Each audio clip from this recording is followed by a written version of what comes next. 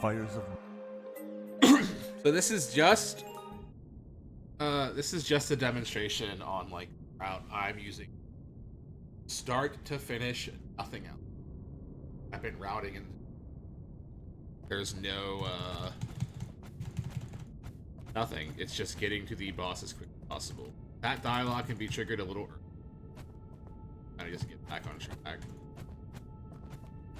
You move faster if you back punch diagonal, and then you attack to cancel weird gap between. Following this path takes us right to her. We're gonna get the dialogue right now. Sometimes if you jump, you can like not skip the dialogue, but trigger it a little sooner. I'm actually gonna see if we can skip the name. I don't think so. I think you have to name your character for Fox to show up. It would be cool if you didn't have to. Obviously, it's a save file. I don't know why I decided to check that in the middle of like a recorded run.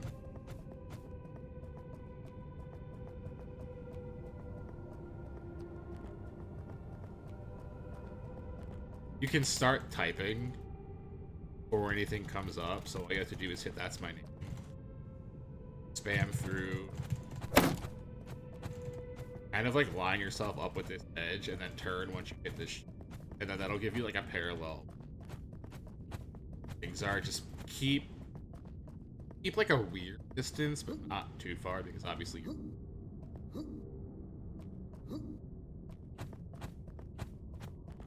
Again, you're gonna move diagonal because you faster. Skip through this dialogue. I've been picking up the knight. One, because it's the closest, and two, because it gives you the move. So when you do end up using, if you do end up picking up the broken,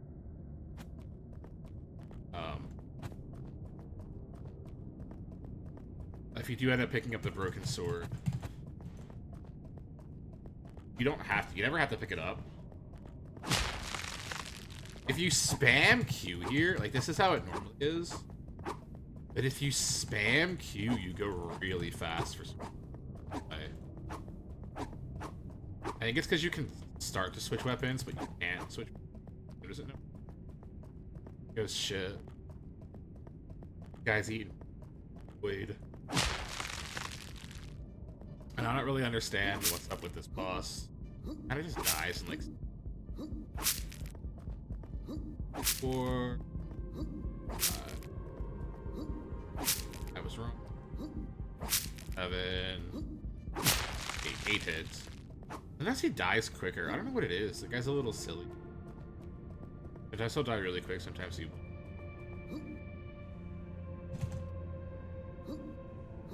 Just jumping through that door, and then it's gonna load, it's gonna. I wish this cutscene was skippable. No cutscene is, but this is like, I guess, giving you the context that I know I'm going forward, buddy.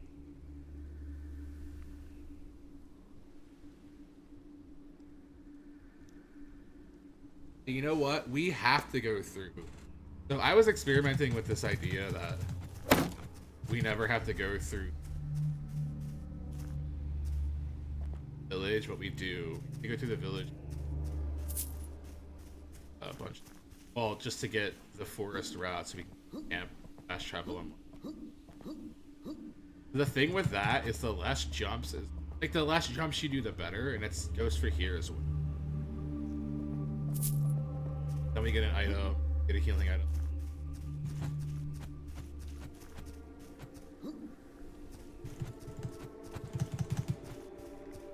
There are like things to do in the camp, or I'm sorry, at that area. Oh my god, I just completely lost my train of thought.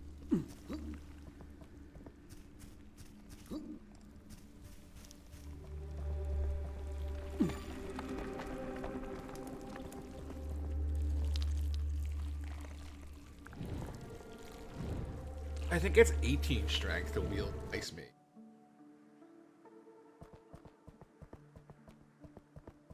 So I guess, like, hypothetically, you can get the Ice Mage. I don't know if we have the dex for it, though. Oh, going through here just kind of turns into muscle. Like, I missed this turn. This is a turn into the... Got it.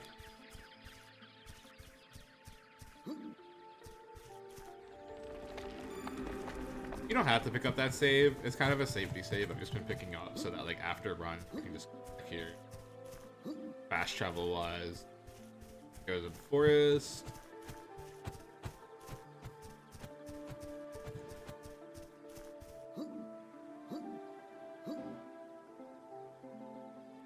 I keep trying to equip things during transition. I did it once. I have a video of me doing it in the... You see how this state you can get in with your mouse? You can get into a position where, like, your mouse, you have control of your mouse, but you also still have control of your WASD. So it makes for this, it creates this scenario in where, and you, it's also something that's possible in Lunasid Runners. You can do it. It's actually banned tech in the country, which I think is really funny. It's overpowered.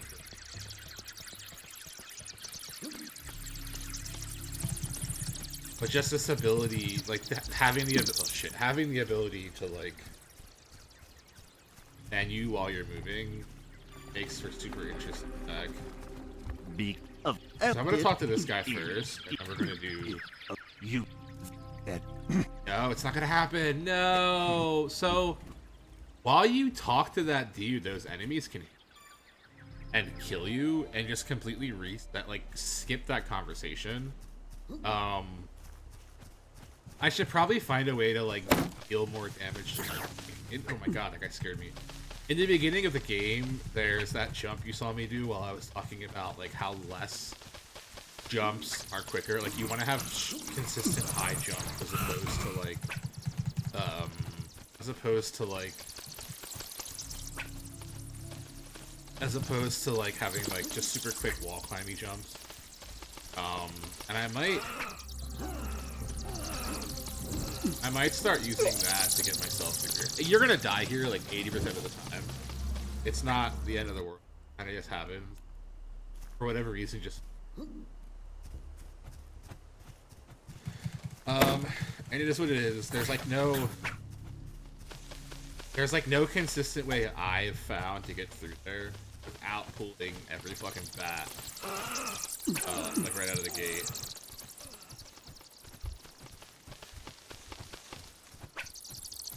We'll pull this bat. God, I forgot to equip. At this point, we'll do our vials. We'll equip the vials later. Because we picked these up. Oh my god, I accidentally boosted. Shit, that's called boosting. It's something I've been doing.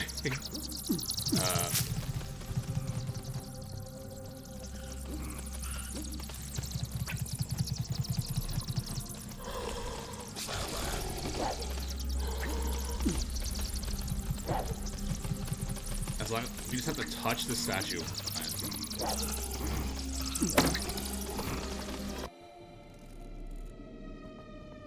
Alright, so we're past what I would call the hardest part of the run.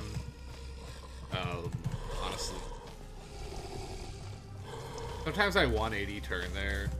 It kind of depends on, like, how I'm feeling. I know this guy's aggroed, but I'm not worried about him. It's around this point I kind of get worried. I kind of stagger there so that that guy doesn't rush and aggro that guy. Because they'll aggro each other. They're best little butt.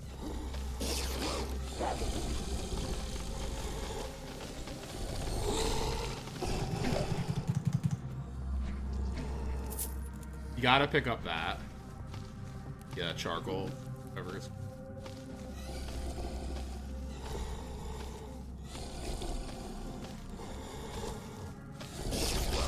I'm menuing there because for some reason that guy doesn't aggro.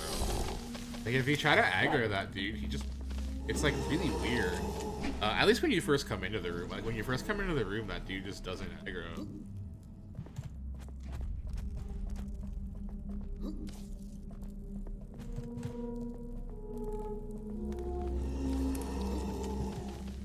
And we're gonna try it. We're gonna go for the wombo combo here, which is basically just sucking and weaving all the way through. We got hit once, but we got hit while we were blocking, which is...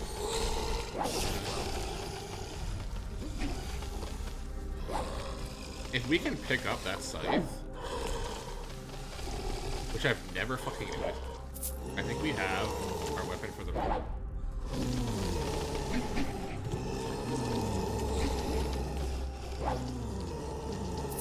Oh my god, so the problem with the scythe is it requires like 32 with dexterity, which I don't think it's possible to have this early. We would have to route in getting the amount of dexterity needed. Oh, I did that wrong.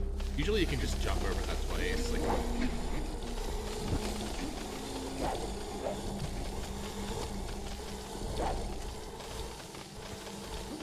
I got stuck there. You really want to try to not use... Sounds obvious, like, yeah, no, but like, you really have to not use them.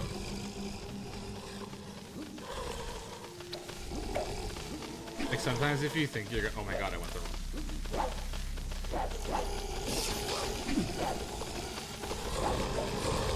This might be it. This might actually be a dead run.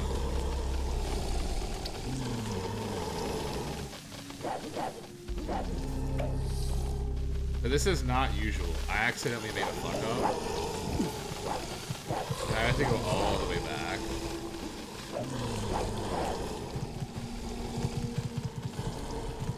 I went the wrong way. I was supposed to make a turn that I did not make. It's so hard. There we go. It's so hard to like explain the road.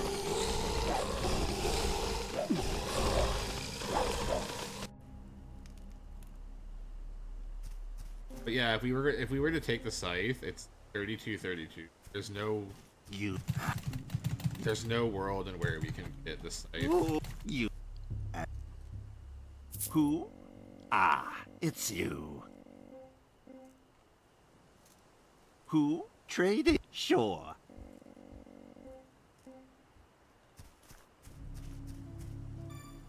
Yeah, now we'll just go. We'll do.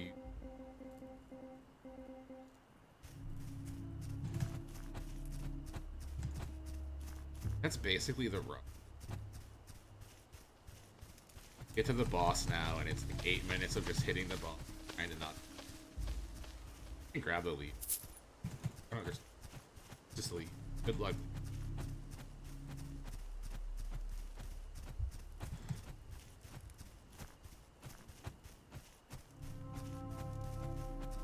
The lineup here is tricky because it's like not lined up with. I always end up fucking up. And that's basically it. That's basically the run up to the boss. I made a few mistakes, but basically it. Like at this point, I would just quit. Like the fight will start. I mean, I'll show a little bit of the fight. So you start with scroll, snitch, buff, bomb, bomb, bomb. You see how much damage the bombs do? And then all of your fully charged hits, you like a fraction of what the bombs. And you basically do this for 8 minutes.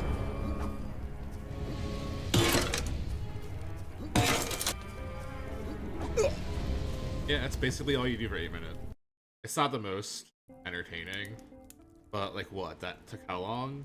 A minute and 6 seconds. So a minute and 6 seconds plus like on what is on average gonna be like 4 to 7 minutes, at the most 8 minutes. We're looking at like a 9 minutes. Yeah, it's like I said, it's like the opposite of Hark the Ghoul. Well, no, it kind of is like Hark the Ghoul. Hark the Ghoul is like really like you just take a beeline right to the boss and then spend the entire 8. It's kind of the same. Yeah, that's that.